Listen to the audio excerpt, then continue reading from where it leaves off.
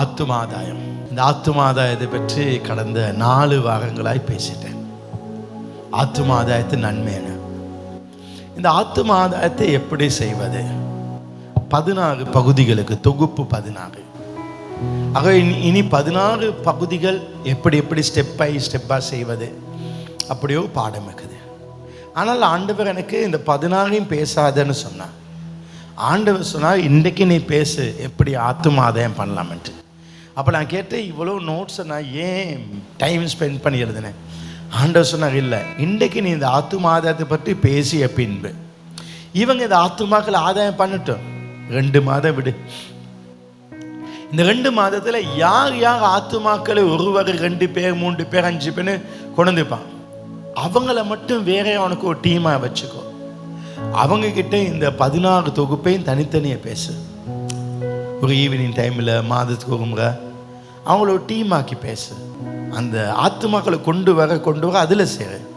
இந்த பாடத்தை நீ அங்கே சொல்லி கொடுன்னு சொன்னான். ஆகவே இன்றைக்கு நான் ஒரு சுருக்கமாக, அதாவது சுருக்கம்னா ஆத்மா எப்படி ஆதாயம் பண்ணுவது, அது விளக்கத்தை கொடுக்கும்படியாக. ஆத்தும ஆதாயம். ஒரு ஏழை பெண் இருந்தார். அந்த பெண்ணுக்கு 2 கண்களும் தெரியாது. அவளுக்கு தாய் இல்லை, தகப்பன் இல்லை, சகோதரன் இல்லை, சகோதரி இல்லை, உறவுகள் இல்லை. ஒரு இளம் பெண், ஒரு ஏழை, கண் தெரியாதவள். அவளுக்கு தங்க இடமில்லை. அவள் வீதியிலே பேமெண்ட்லே படுத்தாள். சாப்பாடுக்கு என்ன செய்வது? பிச்சை தான் எடுக்க முடியும். பிச்சையை கேட்டு கிழிந்த உடுப்போடு நாற்றத்தோடு அவள் வாழ்ந்தாள். அவளுக்குன்னு ஒரு சந்தோஷ வாழ்க்கை இருக்கவில்லை. பிறப்பிலிருந்து அவள் ஏழை. எனவே அவளுடைய வாழ்க்கை மனமுடைந்து போயிருந்தது. பலர் அவளை தப்பான பாதையிலே தப்பாய் வழிநடத்த பார்த்தார்கள். அவள் ஏழை என்கப்படியாள். ஆனால் அவள் கொஞ்சம் அழகு.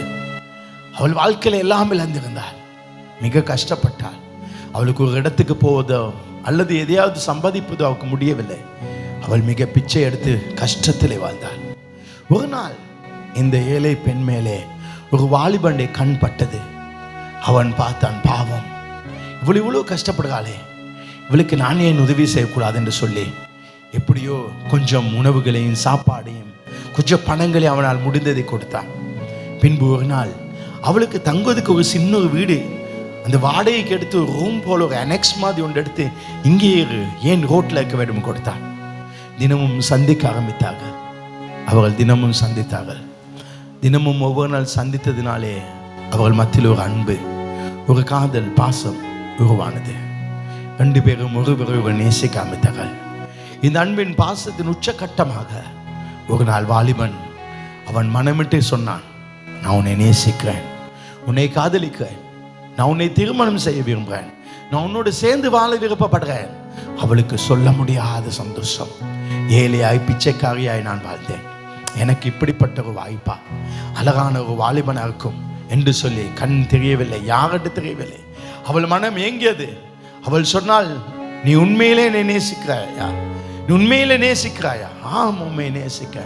நீ உண்மையிலே என்னை நேசிப்பா என்றால் நீ எனக்கு ஒன்று செய்யண்டு அந்த பெண் சொன்னாள். சொல்லு, நான் செய்கிறேன். எனக்கு கண் பார்வை அடையணும்.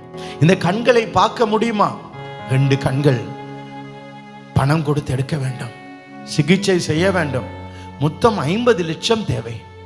50 லட்சம் பணம் இருந்தால் இதை செய்ய முடியும் என்று சொன்னவள். ஆகவே நீ என்னை நேசிப்பது உண்மை என்றால் அந்த 50 லட்சத்தை தேடு, அந்த 50 லட்சத்தை எனக்காக தேடிக்கொண்டு வா. அவன் சரி என்று சொன்னான். 50 லட்சம் பெரிய தொகை. எனவே தேடிக்கொள்ள முடியவில்லை. ஆனால் அவன் கஷ்டப்பட்டான். எப்படியோ பணத்தை எடுத்தான். கையில எடுத்து போனால் அந்த பெண்ணை பாசினான். 50 லட்சம் கிடைத்து விட்டது. வா, ஹாஸ்பிட்டல்ஸ் எல்லாம். அவள் ஹாஸ்பிட்டலுக்கு போனாங்க. அந்த ஹாஸ்பிட்டலில் போய் 50 லட்சத்தை கட்டினான். இவள் பார்வை அடைய வேண்டும் என்று. அன்றைக்கு ஆப்ரேஷன் இரவு ஆரம்பித்தது. முழு இரவும் ஆப்ரேஷன் நடந்து கொண்டிருந்தது. அந்த ஆப்ரேஷன் நடக்குது. கடைசியிலே அவளுக்கு ஆப்ரேஷன் முடிந்தது. விடிய காலையிலே கண்ணின் கட்டை கழட்ட போகிறார்கள். அவள் காணாத உலகத்தை காணுகிற நேரம் வந்தது. பார்க்காததை பார்க்க வேண்டிய நேரம் வந்தது. காணாத அழகை, நிறத்தை காண வேண்டி வந்தது. அந்த இயற்கையை ரசிக்க இன்ப நேரம் நெருங்கி கொண்டிருந்தது. விடியற்காலில் அவளுடைய கண்ணின் கட்டை கட்டவிழ்த்தார்கள். அவள் கண்ணை திறந்து பார்த்தாள். அவள் நிறங்களை பார்த்தாள், மனிதர்களை பார்த்தாள், மனிதர்களின் அழகை பார்த்தாள். இந்த உலகத்தை பார்த்தா உலகத்தின் அழகை மகிமை அவள் பார்த்து மெய் மறந்து போனாள். இது என்ன உலகம், இப்படிப்பட்ட ஒரு அழகை நான் இவ்வளவு காலம் பார்க்கவில்லை என்று சொல்லி அவள் மெய் மறந்தாள். அந்த நேரத்திலே சத்தம் கேட்க ஆரம்பித்தது. அந்த சத்தம் அவளுக்கு கேட்ட பழக்கமான சத்தம். அது தன்னை நேசித்த தனக்காக இந்த பணத்தை திரட்டி கொண்டு வந்த வாலிபனுடைய சத்தம். அவனுடைய சத்தம் கேட்டது. ஆனால் கிட்டே வந்து அவன் பேச ஆரம்பித்த உடனே அவள் அதிர்ச்சி அடைந்தாள். ஏன்? ஐயோ, என் கண்கள் தெரிகிறது, ஆனால் இவன் கண் குருடனே. நான் குருடனையா இவ்வளவு காலம் திருமணம் முடிக்கிறேன்னு நினைச்சேன். இந்த குருடன் தான் எனக்கு வாழ்க்கை கொடுப்பேன் சொன்னான். கண் தெரியாத பொழுது நான் தெரியாமல் வாழ்ந்தேன். நான் ஒரு குருடனுக்கு வாழ்க்கைப்பட வேண்டுமா? இவ்வளவு காலம் குருட்டுத்தனமாய் வாழ்ந்தேன். எதுவுமே இல்லாத ஒரு வாழ்க்கையை பாதி வாழ்ந்தேன். இனிமேலும் இந்த இவனுக்காக என் வாழ்க்கையில நான் சேவை செய்ய வேண்டுமா? இவனுக்கு குருடன் தெரிந்திருந்தால் நான் ஆரம்பத்தில் இந்த பணத்தை எடுத்துக்க மாட்டேன். ஒரு குருடனை போய் என்னால் திருமணம் முடிக்க முடியாது என்று மனதிலே அவள் வேதனைப்பட்டாள். அவளுக்கு தெரியவில்லை இது குருடன் தெரியவில்லை. ஆனால் இவளுக்கு அவன் மேல் இந்த பாசம், இவளுக்கு அவள் மேல் இந்த பாசம் கொஞ்சம் கொஞ்சமாக இல்லாமல் போனது. நாட்கள் போக ஆரம்பித்தது. அந்த நேரத்தில் இவன் தேவையில்லை என்று சொல்லி இன்னொரு வாலிபனை பார்த்தாள். அந்த வாலிபனோடு சேர ஆரம்பித்தான். அந்த வாலிபனோடு இணைந்து நான் வாழ்ந்தால் வசதியாக வாகனத்திலே சந்தோஷமாய் வாழ முடியும் என்று நினைத்தாள். இதுதான வாழ்க்கை என்று சொல்லி அந்த வாலிபனோடு வாழ வேண்டும் என்று நினைத்தாள். இந்த வாலிபன் அறிந்து கொண்டான், இவள் என்னை விட்டு தூரமாய் போகிறாள் என்று.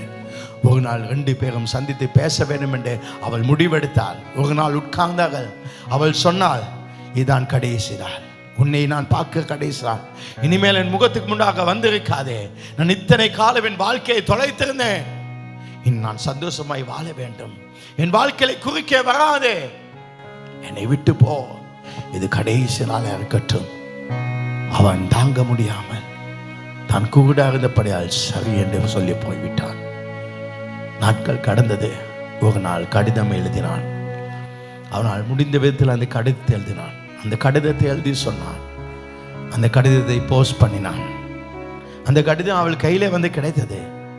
அவள் பார்த்த உடனே இது இவன் அனுப்பிய கடிதம், அவனுடைய பேர் போடப்பட்டிருக்குது, இதில் என்ன இருக்கும், இது என்னத்துக்கு வாசிக்க நினைத்தாள். ஆனால் வாசித்த பொழுது அவன் எழுதிய வார்த்தைகள், என் அன்பே, நான் உன்னை நேசித்தேன், நீ என்னை மறந்து போய்விட்டாய். ஆனாலும் இந்த அழகான உலகத்தை பார்க்க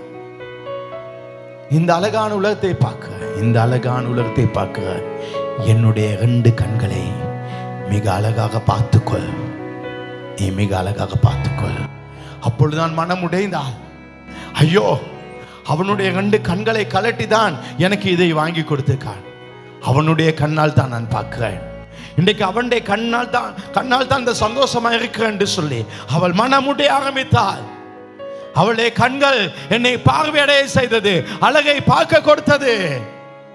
அவள் நிமித்தம் நான் வாழ்கிறேன், அவள் நிமித்தம் வாழ்கிறேன். இன்றைக்கு அழகாய் தோண காரணம், நான் அழகாய் இருக்க காரணம், ஏழ்மை நீங்கி வசதியாக இருக்க காரணம் அவளுடைய கண்கள் அல்லவா. நான் அவனை துரோகம் பண்ணினேன், இன்றைக்கு எல்லாரும் என்னை நேசிக்க காரணம் அவனை பற்றி பேசாமல் நான் அவனை விட்டு விட்டேன் என்று மனமுடைந்து போனான். அதே போலதான் நம் அருமை ஆண்டவராகிய இயேசு கிறிஸ்து ஒரு நாள் நமக்காக தன் ஜீவனே கொடுத்தார். இயேசு நமக்காக அடிக்கப்பட்டார், பாடுபட்டார். ஆனால் இன்றைக்கு அவர் நிமித்தம் நான் வாழ்கிறேன் என்று சொல்ல நாம் நினைப்பதில்லை. இன்றைக்கு அவரோடு பேசுவதற்கு நமக்கு நேரம் இல்லை. நேற்றைய நாள்ல இந்த கதையை நான் எழுதும் பொழுது என் மனதிலே வந்த கேள்வி, இன்றைக்கு நான் எவ்வளவு நேரம் நான் அவரோடு பேசினேன். இல்லை, நான் இன்றைக்கு அழகா இருக்கனால இன்றைக்கு எத்தனையோ பேர் என்னோடு பேசுகிறார்கள். ஒரு காலத்தில் ஒரு பள்ளி மாதிரி இருந்தேன். ஒரு பள்ளியை போல கொழுக்க வேண்டும் என்று நினைச்சாலும் கொழுக்க முடியவில்லை. சாப்பிட வசதி இல்லை. உடுப்பை உடுத்து வந்தேன். ஒரு திக்கு வாயா இருந்தேன். எங்க குடும்பத்தை யாரும் நேசிக்கவில்லை. ஒரு ஏழை வீட்டிலே வாழ்ந்தேன். படிப்பது கூட வசதி இல்லாமல் ஒதுக்கப்பட்டிருந்தேன். அன்றைக்கு யாருமே உதவி செய்யவில்லை. இன்றைக்கு எல்லா உதவியும் அவர் கொடுத்தார். அவர் கொடுத்த பின்பு வசதியா இருக்கப்பட எல்லாரும் என்னை நேசிக்கிறார்கள் என்பதற்காக நான் மற்றவர்களை நேசிப்பது நியாயமா? இல்லை. வாழ்க்கை கொடுத்தது அவர்தான். இந்த சூட்டை கொடுத்தது அவர்தான். இந்த கோட்டை கொடுத்தது, இந்த ஒச்சை கொடுத்தது அவர்தான். நேற்று என் வாகனத்தை சர்வீஸ் கொடுத்தேன். பல வருஷங்களுக்கு பின்பாக மிகப்பெரிய ஒரு தொகை பணத்தை செலவு செய்தேன். ஆன்லைனில் ஒரு செகண்டில் ட்ரான்ஸ்ஃபர் பண்ணும் பொழுது என் மனம் என்னை பார்த்து சொன்னது, இத்தனை பணமும் உனக்கு எப்படி வந்தது? அது அவர் கொடுத்தது. ஒரு ஏழையாக இருந்து எனக்கு இந்த வாழ்க்கையை கொடுத்தது அவர் தான். இன்றைக்கு ஒரு சாப்பாட்டை பார்த்த பொழுது இந்த சாப்பாட்டை நான் சாப்பிட காரணமே அவர் தான். சாப்பாடு வழி இல்லாமல் பேமெண்ட்லும் காணலும் குப்பையிலும் இருந்த என்னை இவ்வளவு கொடுத்தாங்க. அவருடைய அன்புக்கு இணையாக எதுவும் உண்டா? நேற்று எனக்கு இந்த கதையை எழுதும் பொழுது என் மனதிலே தோன்றியது, நான் இன்றைக்கு யாரோடு அதிகம் பேசினேன்.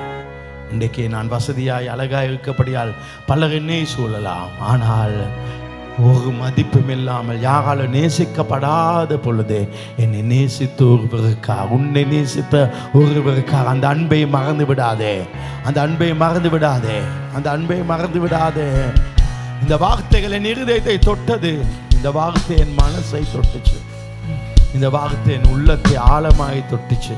இந்த மனசு எனக்கு தொட்ட பொழுது நான் நினைத்தேன், நான் 72 மணி நேரம் ஆண்டுடைய சமூகத்திலே வேறு எதுவும் இல்லாமல் அவருடைய சமூகத்தில் நான் இருக்க வேண்டும், அவரோடு இருக்க வேண்டும். ஏண்டால் எங்கேயோ எப்படியோ இருந்த என்னை அவர் வாழ்க்கை கொடுத்து வாழ வைத்தார். இவ்வளவு விட்டு அவரை மறந்து வாழ முடியுமா? முடியாது. அவரோடு சேர்ந்து வாழ வேண்டும். இருக்கிற வாழ்க்கை அவருக்காக வாழணும். கேட்டால் சொல்ல வேணும், இது இவர் கொடுத்த கண். நான் பார்க்க காரணம் இது இவர் கொடுத்தது. நான் வாழ காரணம் இவர் கொடுத்தது.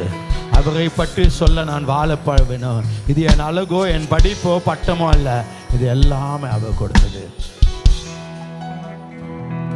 அப்பா பிதாவே, அன்பார்ந்த தேவா, அருமை இரட்சகரே,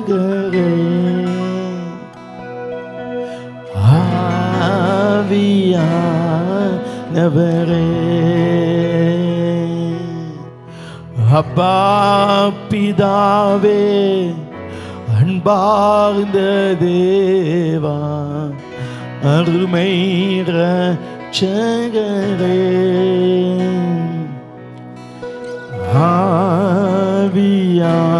ஆவியானவரே, எங்கோ நான் வாழ்ந்தேன், அறியாமல் அலைந்தேன், என்னே தேடி வந்தீர். எங்கோ நான் வாழ்ந்தேன், அறியாமல் அலைந்தேன், என்னே தேடி வந்தீர்.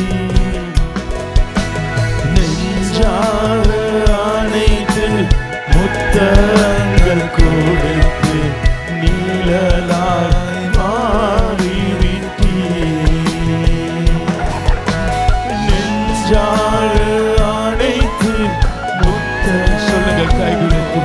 எனக்கு முத்தங்கள் கொடுத்தவரே, நாட்டத்தில் இருக்கும் போது உமக்கு நன்றி, நன்றி, உமக்கு நன்றி. தாழ்மையில் இருந்தேன், தள்ளாடி நடந்தேன், தயவாய் நீனக்கு நீ. தாழ்மையில் இருந்தேன், தள்ளாடி நடந்தேன், தயவாய் நீனக்கு நீ. கலங்காதே என்று கண்ணீரை துடைத்து கரம் பற்றி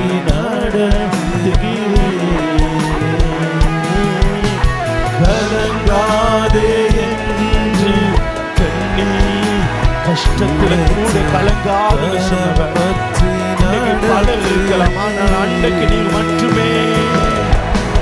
நன்றி, உமக்கு நன்றி, நன்றி, உமக்கு நன்றி.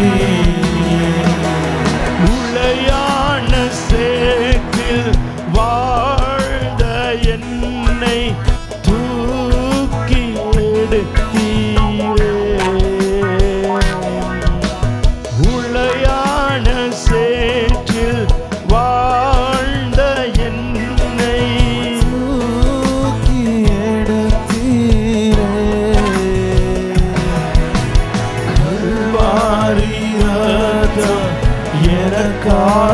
சிந்தி கழுவி அணைத்தீரே.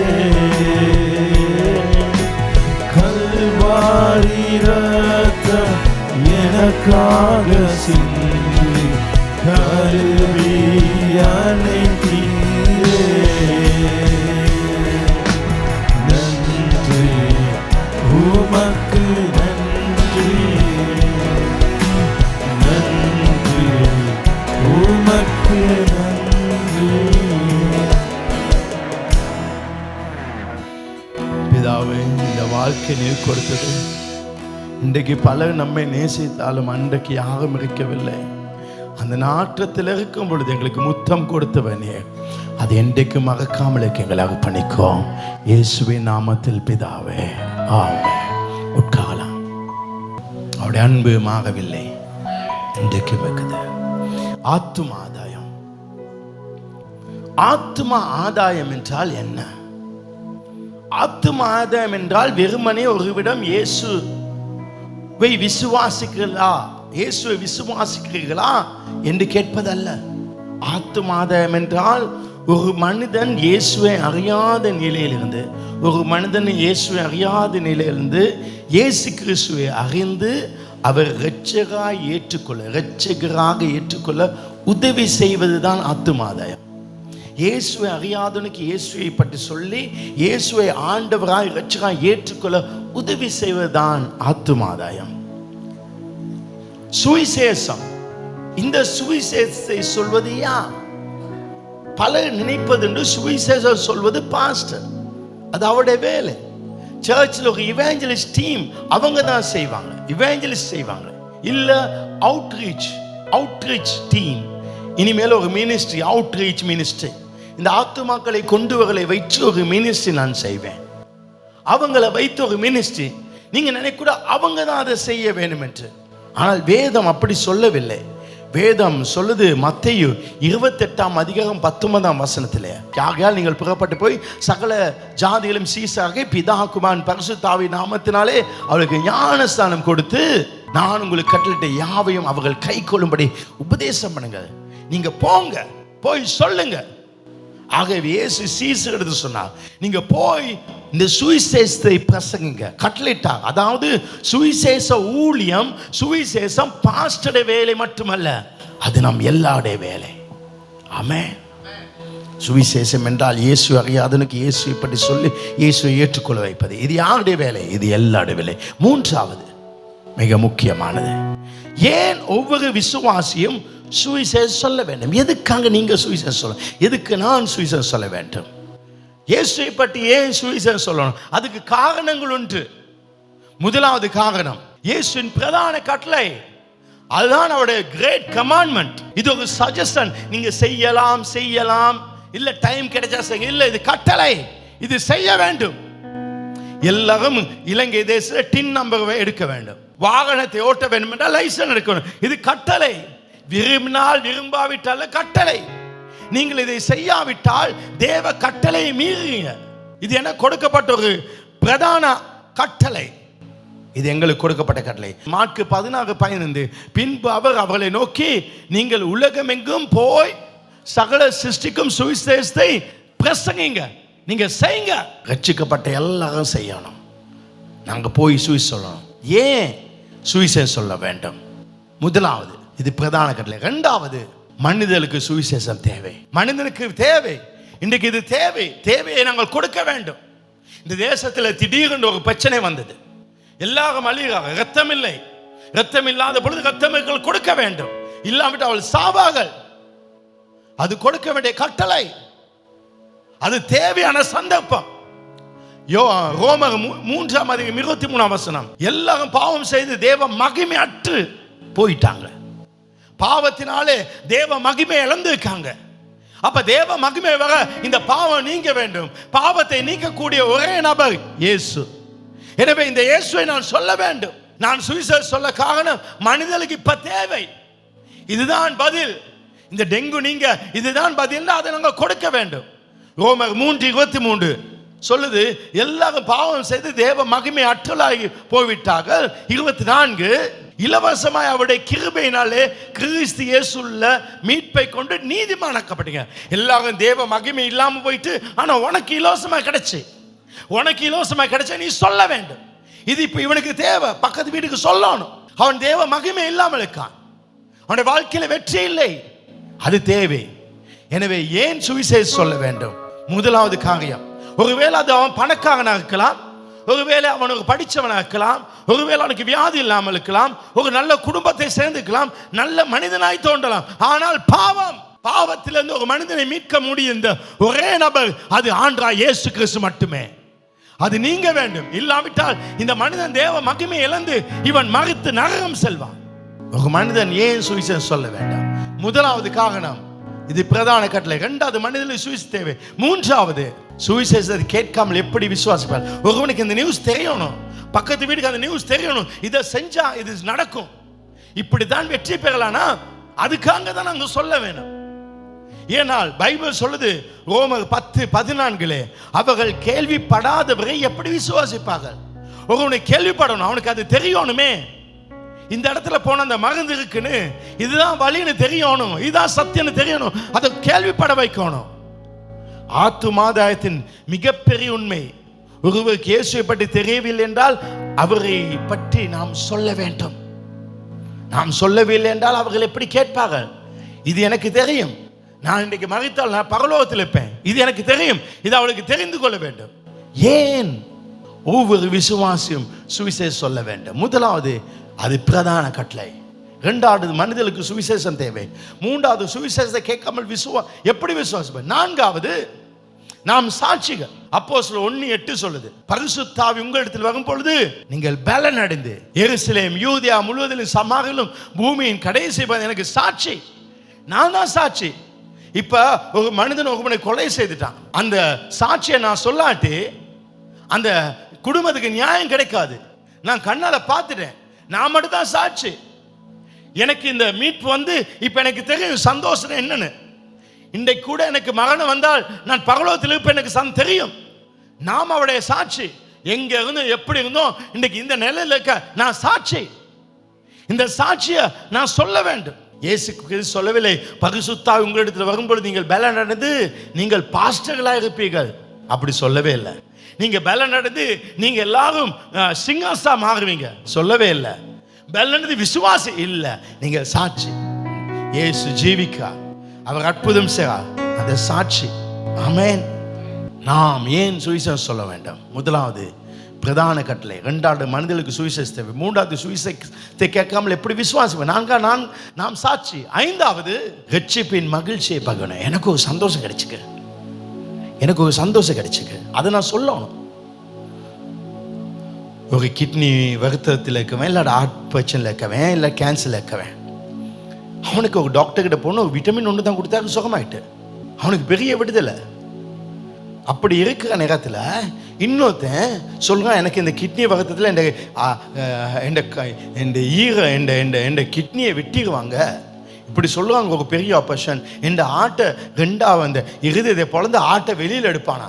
அதெல்லாம் தேவையில்லடா, நான் உனக்கு டேப்லெட் தான் கொடுத்தேன், இந்த டாக்டர் போ. சரி, எனக்கு இவ்வளவு பெரிய ரட்சிப்பின் சந்தோஷப்பாங்க, எல்லாமே இழந்தாலும் அடுத்த நிமிஷம் மேலே வர முடியும்னு ஒரு சந்தோஷம் நமக்கு இருக்கு, நமக்கு ஒரு மகிழ்ச்சி இருக்கு. கிறிஸ்தவத்துல மட்டும்தான் எல்லாத்தையும் இழந்தாலும் திரும்ப வர முடியும். செத்து போன இடத்துல கூட அவர் திரும்ப வாழ்க்கையை தருவாரு.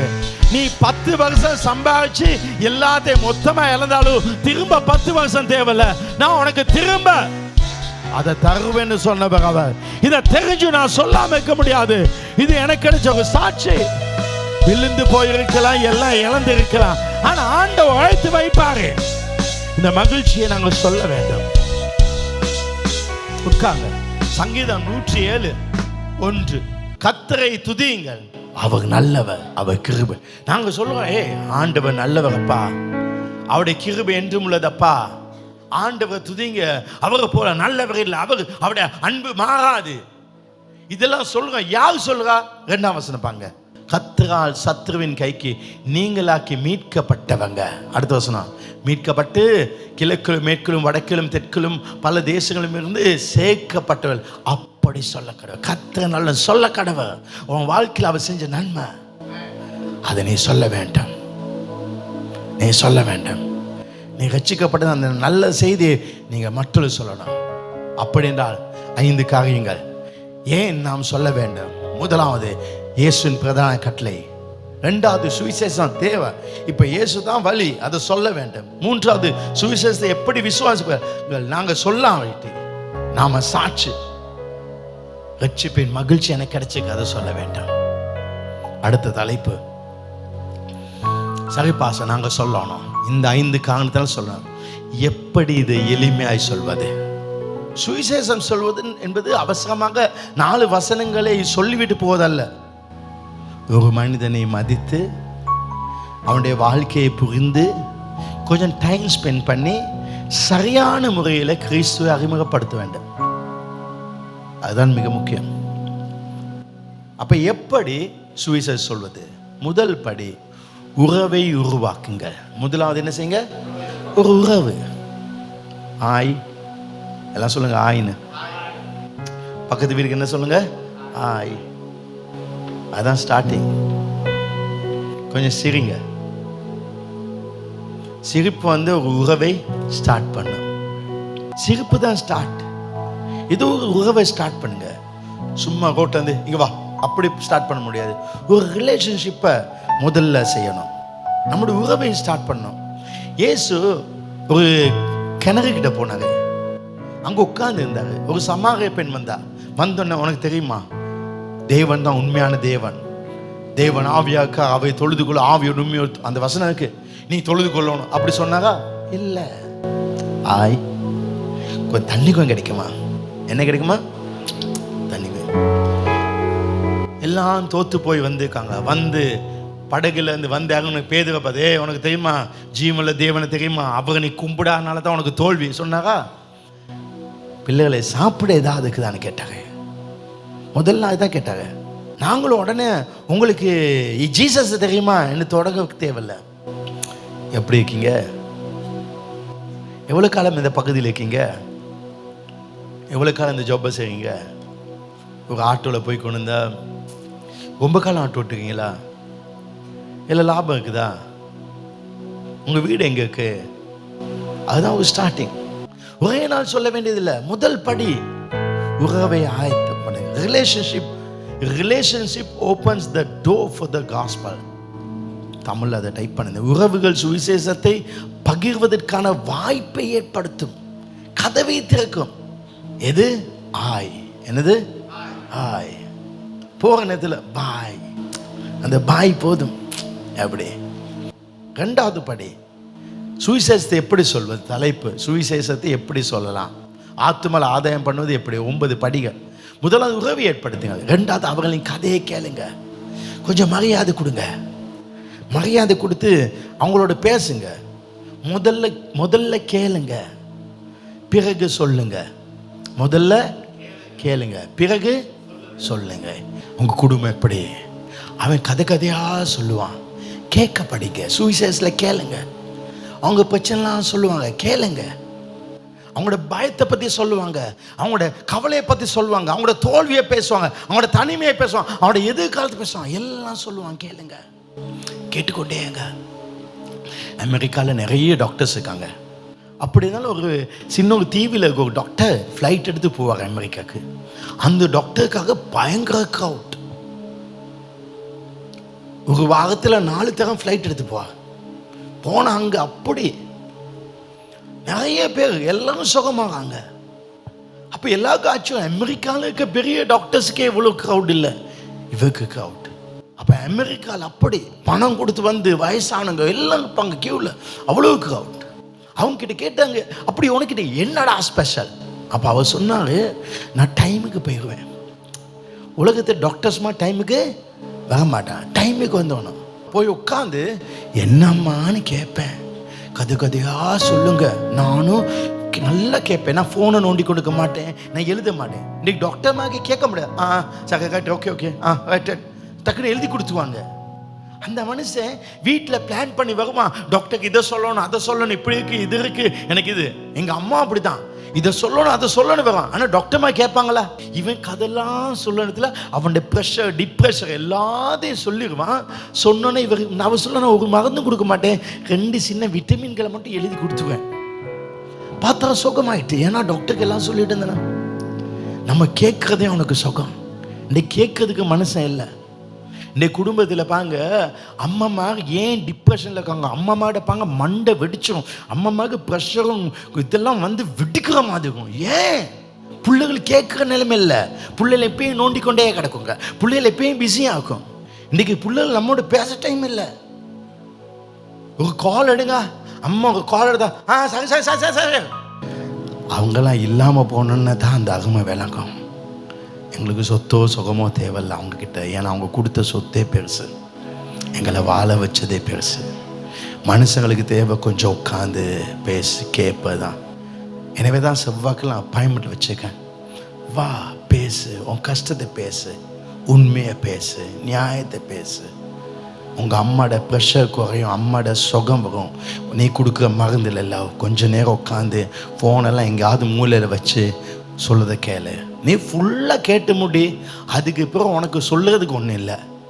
இப்போ அவங்களோட கதையை கேளு. அவங்க பயத்தை பேசுவாங்க, அவங்க பிரச்சனையை பேசுவாங்க. உனக்கு ஒரு சந்தர்ப்பம் இந்த இடத்துல இயேசுவை பேச. சில நேரம் நான் உனக்காக ஜெபிக்கிறேன், நீ ஜெபம் பண்ணி நான் உனக்காக ஜெபிச்சேன்னு சொல்ல முடியும். ஆகவே எப்படி சுவிசேஷம் சொல்லுது? நம்பர் 1 முதலாவது உறவை உறவாக்குங்க. 2வது அவனோட கதையை கேளுங்க. 3வது உண்மையான பிரச்சனை காண. இதுதான் பிரச்சனை. இப்போ நாம் என்ன சொல்லுவோம்? உன் பிரச்சனை காரணம் அது இது, உன் வேலை நாட்டு சூழ்நிலை இல்லை, வியாதி காரணம் இது இல்லை, உன் பிரச்சனை காரணம் சுகர் இல்லை. உண்மையான பிரச்சனை அதை பேசுங்க. இதுதான் முக்கியம். எனக்கு நிறைய பணம் வேணும், எனக்கு வேலை வேணும், எனக்கு குடும்ப பிரச்சனை இருக்கு, இது அல்ல. ஆனால் சுவிசேஷத்தின் உண்மையான மையம் என்ன? ரோமர் 6:23 இதை தான் சொல்லணும். பாவத்தின் சம்பளம் மரணம். மனிதன் பாவம் செய்தபடியால் இன்னைக்கு மரணம், ஆனால் வாழ முடியாது. மரணம் வந்ததுனாலே சாபம், பாவத்தினால் சம்பளம், இதனால் வியாதி, இதனால் பிரச்சனை, இதனால் துன்பம், சம்பளம் மரணம். ஆனால் தேவனுடைய கிருபை வரமோ நம்முடைய கர்த்தராகிய இயேசு கிறிஸ்துவினால் உண்டான நித்திய ஜீவன். இன்றைக்கு இயேசு கிறிஸ்து உன் பாவத்தை கழுவ வேண்டும். இன்றைக்கு மனிதன், தேவன் இங்கே இருக்காரு, மனிதன் இங்கே இருக்கான், நடுவில் பாவம் வந்தனால பிரிவு. இந்த பாவத்தை கழுவ முடியும் ஒரே நபர் இயேசு. இதுதான் பிரச்சனை. இன்றைக்கு உங்களுக்கு பண பிரச்சனையா சாச்சுக்குவாங்க, வியாதியா சாச்சுக்குவாங்க. இல்ல, நீங்க சொல்லணும் எல்லா மனிதனும் பாவம் செய்து தேவ மகிமை இழந்திருக்காங்க. இந்த பாவம் இருக்குதானே, இது நம்ம வாழ வைக்காது, நம்ம செத்தோன்னு நம்மளை நரத்து கொண்டு போவோம். ஆகவே அந்த நரக வாழ்க்கையை தான் இங்க வாழ்றோம். மனுஷனுக்கு பெரிய பிரச்சனை தான் இந்த பிரச்சனை தான் குடும்பத்தை, இந்த பிரச்சனை தான் வியாபாரத்தை, இந்த பிரச்சனை தான் வாழ்க்கையில பிரச்சனை. அவனுக்கு மெயின் பிரச்சனை சொல்லுங்க, மெயின் பிரச்சனை பண பிரச்சனை, நாட்டு பிரச்சனை, பாவம். இந்த பாவத்திலிருந்து மன்னிப்பையும் பாவத்திலிருந்து மீட்பையும் கொடுக்கக்கூடிய ஒரே ஆண்டவர் ஆண்டவராகிய இயேசு கிறிஸ்து. அவரிடத்தில் வந்தால் அவர் அதை கழுவி அதை தூக்கி வெளியில போடுவார். அப்ப அவனுக்கு அது கேட்காத பிரச்சனை. பணக்காரனாவது எப்படி எப்படி உடம்ப நல்லா வச்சுக்கொள்ளலாம், இதெல்லாம் உடம்பு வைக்கிற விஷயம் இல்லை. இதுக்கு நிறைய ஆலோசனைகள் யூடியூப்ல இருக்கு. ஆனால் பாவம் அவனுக்கு புதுசா இருக்கும். மெய்யான காரணம் பாவம். எப்படி சுவிசேஷம் சொல்லுது? முதலாவது உறவை உருவாக்கல், 2வது அவர்களின் கதையை கேளுங்க, 3வது உண்மையான பிரச்சனை காட்டுங்க, 4வது இயேசுவை மையப்படுத்துங்க. இதான் ஆர்டர். மையம் இயேசு. நீங்க பேசணத்தை யாரை மையப்படுத்தி பேசணும்? இயேசுவை. சர்ச்சுக்கு வாங்க, எங்க பாஸ்டர் அவர் உடுக்கிற கோட் தெரியுமா, அவட போடுற வாட்ச் தெரியுமா, அவட ஷூ தெரியுமா? இது இல்லை சுவிசேஷம். எங்க சர்ச்சுக்கு வாங்க, ஏர் கண்டிஷன் போட்டுக்கு சர்ச்சுக்கு அவங்க பகலோகமாக இருக்கு, எங்களோட மியூசிக்கெல்லாம் நல்லா இருக்கும், நல்லா வாஷிப் பண்ணுவாங்க. இது இல்லை சுவிசேஷம். இந்த சர்ச்சுக்கு வாங்க, முடிஞ்சோன்னு ஒரு கேண்டீன் இருக்கு, இது அல்ல சுவிசேஷத்தின் மையம். ஜீசஸ். அவர் சமாதானம் தருவார், அவர் பாவத்தை கழுவார், அவர் பாவத்தை நீக்குவார். இயேசுவை மையப்படுத்துங்கள். சர்ச் அல்ல, நாம் கிறிஸ்துவை மையப்படுத்தி பேசணும். அப்ப எங்களோட சுவிசேஷம் இயேசுவா இருக்க வேண்டும். இயேசு. அப்ப இந்த சுவிசேஷத்தை எப்படி சொல்வது? உறவை உருவாக்குங்கள், அவர்களின் கதையை கேளுங்கள். உண்மையான பிரச்சனை பாவம் தான். இந்த பாவத்தின் விடுதலை யாரு மையம்?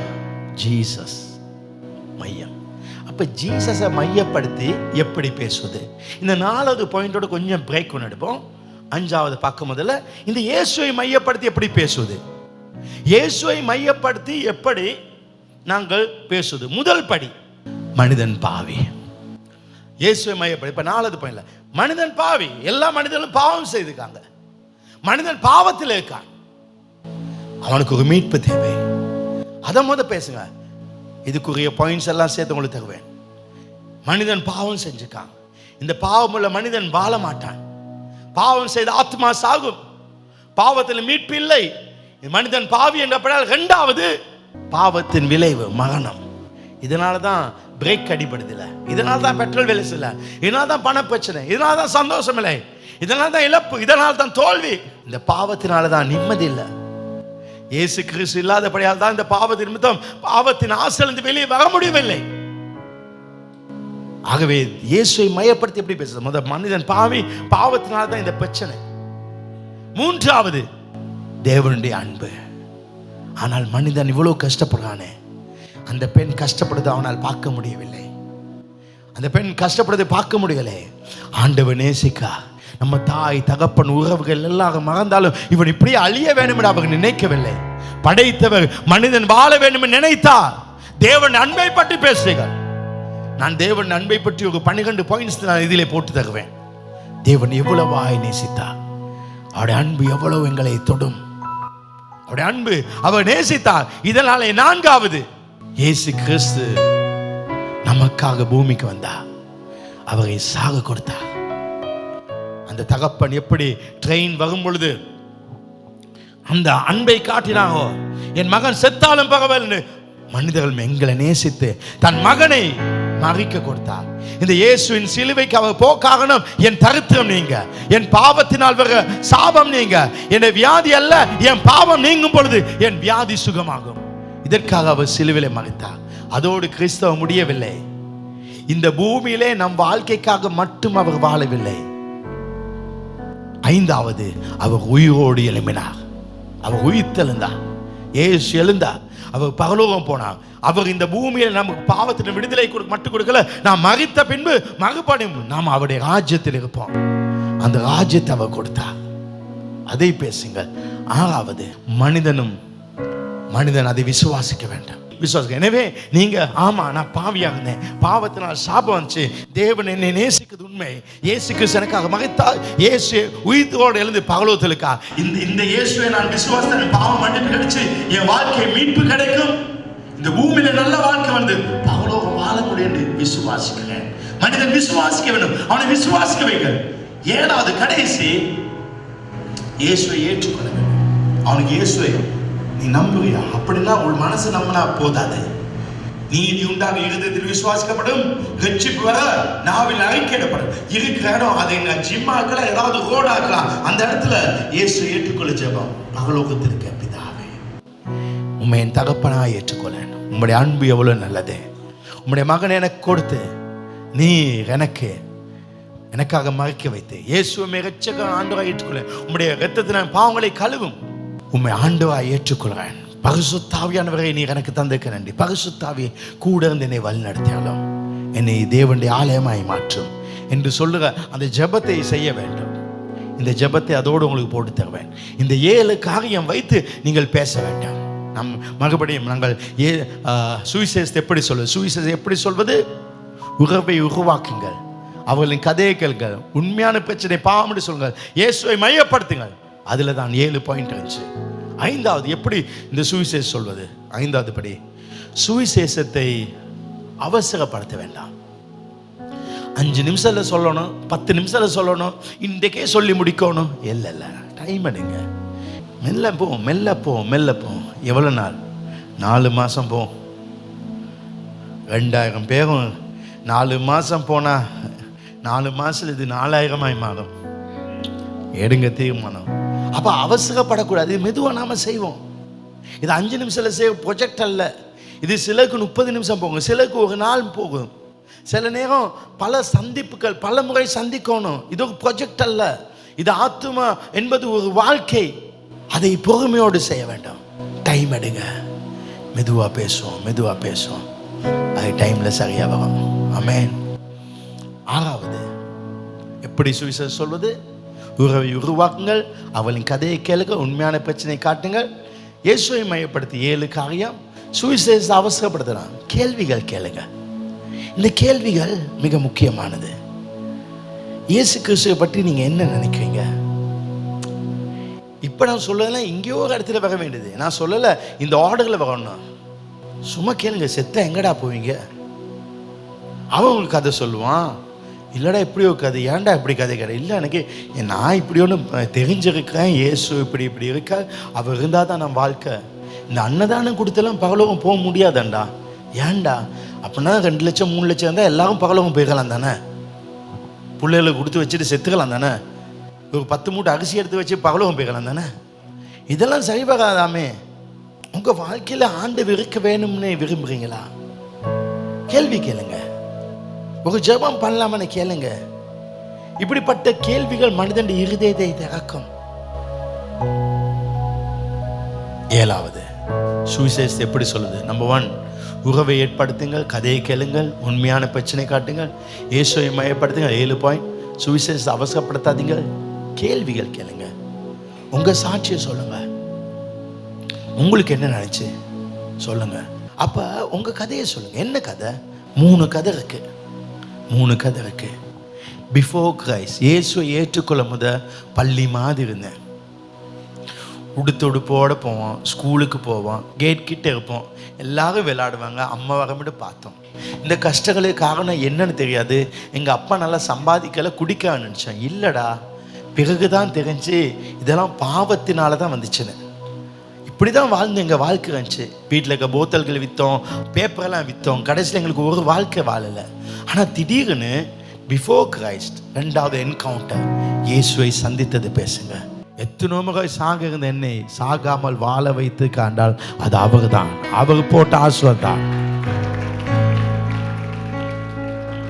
சுவிசேஷத்தை எப்படி சொல்வது? 1வது, உறவை உருவாக்குங்கள், அவங்க கதை கேளுங்க, உண்மையான பிரச்சனை காட்டுங்க, இயேசுவை மையப்படுத்தி 7 பாயிண்ட்ஸ் இருக்கு. சுவிசேஷத்தை அவசரப்படுத்தாதீங்க, கேள்விகள் கேளுங்க, அவங்களோட பிரச்சனைகளை, உங்க சாட்சியை சொல்லுங்க. 8வது, அழுத்து, உங்களுக்கு ப்ரெஷர் கொடுக்க. கேளு, இல்லை நரகம் போவா, நீ கேளு கேளு கேளு கேளு. பிரதர் கொஞ்சம் டைம் இல்லை, நான் நாளைக்கு. இல்லை இப்பவுமே கேளுங்க, நான் அந்த ஃப்ளோ வந்துட்டு இல்லை, விட்டுங்க, சரி நாளைக்கு சந்திக்கலாம். மக்களை ப்ரெஷர் பண்ணாதீங்க, மக்களை அழுத்த. எனக்கு யாரையும் வலுக்கட்டாயப்படுத்தி எடுக்க வைப்பேன். அன்பாக பேசுவேன், அன்பாக கேட்பேன், இல்லை விட்டுருவேன். விட்டுங்க. அவங்கள விடன்னு சொல்ல, அவங்களுக்கு ஒரு டைம் கொடுங்க, அவங்களுக்கு ஒரு ஸ்பேஸ் கொடுங்க, கொஞ்சம் ஸ்பேஸ் கொடுங்க. எதையும் பலவந்தமாக செய்ய முடியாது, கொஞ்சம் ஸ்பேஸ் கொடுங்க. அழுத்தம் கொடுக்க வேண்டாம், கட்டாயப்படுத்த. சுவிசேஷத்தை விசுவாசத்தை ஏற்றுக்கொள்ள வேண்டும், அழுத்தாதீங்க. நாளைக்கு இந்த சண்டே கட்டாயம் வாங்க, இந்த இல்லைப்பா போய முடியாது, கொஞ்சம் ட்ரை பண்ணி பார்க்க முடியாது, பரவாயில்ல பிரச்சனை, நம்ம அடுத்த நாள் வெள்ளிக்கிழமைக்கு அதுக்கு போகலாம், இல்லை ஞாயிற்றுக்கிழமை. கடவுள் எங்கேயோ ஒரு இடத்துல தொடுவா. கடைசி 9வது, முடிவெடுக்க வாய்ப்புடுங்க. இந்த முடிவெடுக்க சுவிசேஷத்தை முழுசா சொன்ன பின்பு அவங்க முடிவெடுக்கும். இங்கதான் மெயின். இயேசுவை சொல்லிட்டல முடிவு. அந்த முடிவில் முழுமையா சொன்ன பிறகு அவர்கிட்ட கேளுங்க, இயேசுவை உங்க வாழ்க்கையில சொந்த ரட்சகர் ஆண்டவரா ஏற்றுக்கொள்வீங்களா? அவர் ஆமன்னு சொன்னா இந்த ஜெபத்தை சொல்ல வேண்டும். ரோமர் 10:10 சொல்லுது, நீதி உண்டாக இருதயத்தில் விசுவாசிக்கப்படும், ரட்சிப்பு உண்டாக வாயினால அறிக்கை. அவர் அறிக்கை செய்ய வைக்க வேண்டும். அதுக்கு ஒரு ஜெபம் இருக்கு. அந்த ஜெபத்தை இப்ப கடைசி உங்களுக்கு நான் சொல்லுவேன். நீங்க எல்லாரும் அந்த ஜெபத்தை சொல்லி இயேசு ஏற்றுக்கொள்ள ஜெபத்தை சொல்லுங்க. அது நீதி உண்டாக்க அந்த ஜெபத்தை சொல்லணும். அப்ப அவர்கிட்ட கேளுங்க. சில வேளை அவர் என்ன சொல்றாரு, எனக்கு கொஞ்சம் டைம் தேவை, இதை பத்தி நான் முடிவுங்க. உடனே நான் இவ்வளோ கஷ்டப்பட்டு இப்போ 3 மாதம் எல்லாம் விடுங்க டைமை, நம்ம சாப்பிடலாம போயிட்டீங்க, அது வேற சப்ஜெக்ட் போங்க. உங்க அன்பை பார்க்கட்டும். என்றைக்காவது ஒரு நாள் யோசிப்பான், நாம பேசினது இந்த பாவத்தினால்தான் இந்த பிரச்சனை. இந்த பிரச்சனை வந்தோன்னு யோசிப்பான், என்கிட்ட பாவம் இருக்கு போல. அவனு யோசிப்பான். அவன் சில வேளை இயேசு ஏற்றுக்கொள்கையா சொந்த கட்சியா விருப்பம் கேட்டா இல்லைன்னு சொல்லலாம். சண்டை பிடிக்காதீங்க, குற்றப்படுத்த வேணாம், நீ நரகம் போவான்னு சபிக்காதீங்க. அவனை தொடர்ந்து நேசிங்க, தொடர்ந்து அன்பாங்க. ஏன்னா அப்போலோ தண்ணீர் ஊற்றினா, நீர் பாய்ச்சினா, வளர செய்வது கர்த்தர். அது சரியான நேரத்தில் அது கர்த்தர் வளர செய்வார். நம்ம விதைக்கிறது, தண்ணி ஊற்றுறது, ரட்சிப்பு அது கர்த்தரால வரும். பைபிள் இன்னொரு வசனுக்கு, குதிரை யுத்த நாளுக்கு ஆயத்தமாக்கப்படும், ஜெயமோ கர்த்தரால் வரும். அது கடவுள் தான் வந்து ஜெயத்தை கொடுக்கணும், அந்த ரட்சிப்பு. இந்த வசனம் சொல்லுது, பவுல் நான் நட்டேன், அப்போலோ நீர் பாய்ச்சினான், தேவனோ விளைச்சு. அது அவர் வேலையை செய்வது. நாம் எங்கள் வேலையை செஞ்சிட்டோம், நாம் எங்கள் கடமையை செஞ்சோம். இயேசு கிறிஸ்து 2 கல்வர்கள் இருக்கும் பொழுது இந்த கல்வனோடு பேசினார். இந்த கல்வன் ஏற்றுக்கொள்ளலை, அவர் ஒன்றும் தண்டிக்கல. அது அவங்க விருப்பம், அது அவங்களுடைய காரியம். ஒருவேளை அவங்க ஏற்றுக்கொள்ளாமலே போகலாம், ஆனால் அவங்களுக்கு வாய்ப்பு கொடுங்க. உங்கள் அன்பு, உங்கள் நேசம் அவங்களை தொடும். ஆமென். தேவன் உங்களை ஆஸ்வதிப்பார்கள்.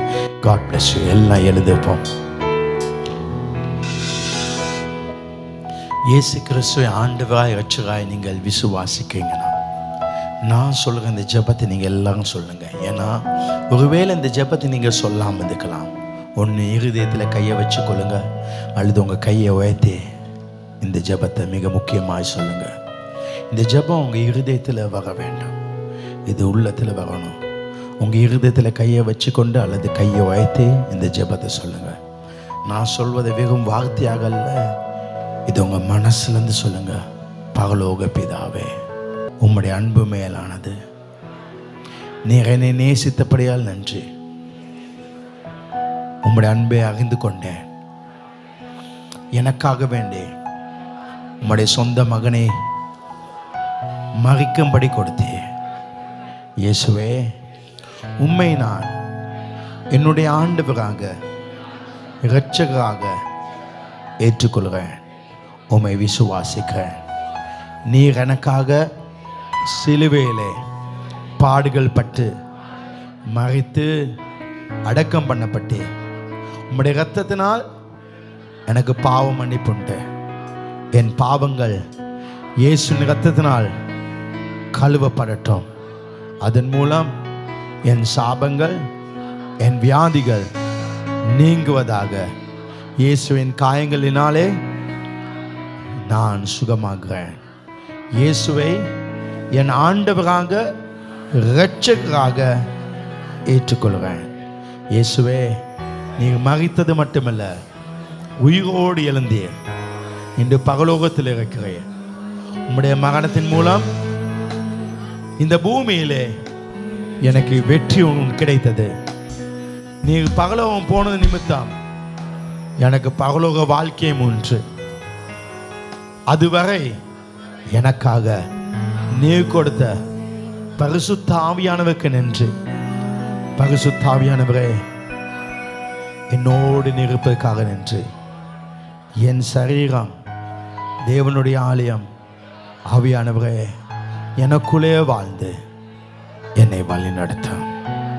ஆமென், ஆமென். ஹல்லேலூயா.